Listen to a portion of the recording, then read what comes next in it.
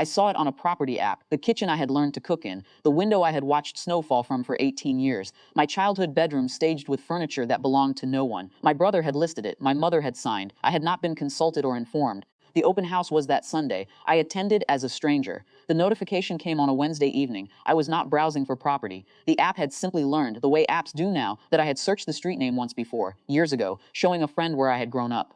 And so it surfaced the listing without being asked. 4 photographs, then 12 more when I kept scrolling. The kitchen first. My mother's curtains were gone. The window above the sink, which had always had a small crack in the lower left corner sealed with clear tape, had been replaced entirely. The counters were clean, in a way they had never been clean when we lived there. Staged clean, the kind that belongs to no one. I sat with my phone for a long time after that. I did not call Daniel. I was not ready to hear whatever version of a reason he had prepared. I did not call my mother either because I already understood, in the way you understand things you have been quietly preparing for without knowing it, that she had not resisted, that she had signed because Daniel had organized it, and organizing things was what Daniel did. And my mother had spent the last decade finding it easier to follow than to weigh in. What I had not been given was a conversation, not a phone call, not a text. The listing had gone live on a Tuesday. The open house was Sunday. I had 4 days to decide what I wanted to do with that information. I drove there on Sunday morning. The neighborhood looked the same in the way that places look the same when everything underneath has shifted. The oak tree at the corner had grown. Someone had painted the Mercer house across the street a color it had never been.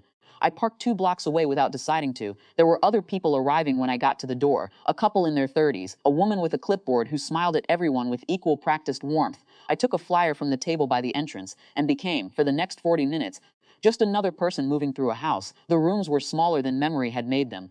That is always true, I think, and knowing it does not prepare you. My parents' bedroom had been repainted a soft gray that was not unpleasant and had nothing to do with us. The hallway where my father had measured my height against the door frame every birthday, the frame was still there, but the pencil marks had been painted over. Someone had decided they were imperfections. I stood in my old bedroom for longer than I should have. The realtor found me there. Her name was Christine, according to the badge on her jacket. She asked if I had any questions about the space. Did the previous owners live here long? I asked. About 30 years, she said. Family home. The son is handling the sale. I nodded. Just the one son?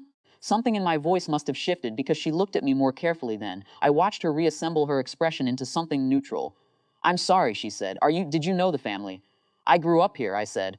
The room went quiet in a way that had nothing to do with sound. What Christine did not know, and what I had spent Thursday and Friday quietly confirming with a property attorney named Laurel Simmons, was that the house had not been solely my mother's to sell. My father's will, filed 16 years ago and never formally superseded, had listed the property as an asset to be distributed equally among all surviving children upon the maturity of certain conditions. Daniel had not had it reviewed. My mother had not remembered or had not been told to remember. Laurel had sent a letter to the listing agency on Friday afternoon. The open house had proceeded because these things take time. But the sale, Laurel had confirmed, could not close without my written consent. I had not told Daniel. I had not told my mother. I let the Sunday happen because I needed to see it, not to punish anyone, but because something in me required the evidence of what it felt like to be erased before I could decide what to do next. I left before the open house ended. I sat in my car and watched a family of 4 walk up to the front door. The children ran ahead. The parents followed at the pace of people imagining a life. They had done nothing wrong. I thought about my father's handwriting on the door frame, the measurements he had made every year without fail, right up until he couldn't. I called Laurel on Monday morning and told her I wanted to be part of the conversation, not to block the sale, but to be present for it. To sign because I chose to, not because I had been left out of the choosing. Daniel called that afternoon. His voice was careful in a way it had not been in years. I let him talk for a while before I said anything at all.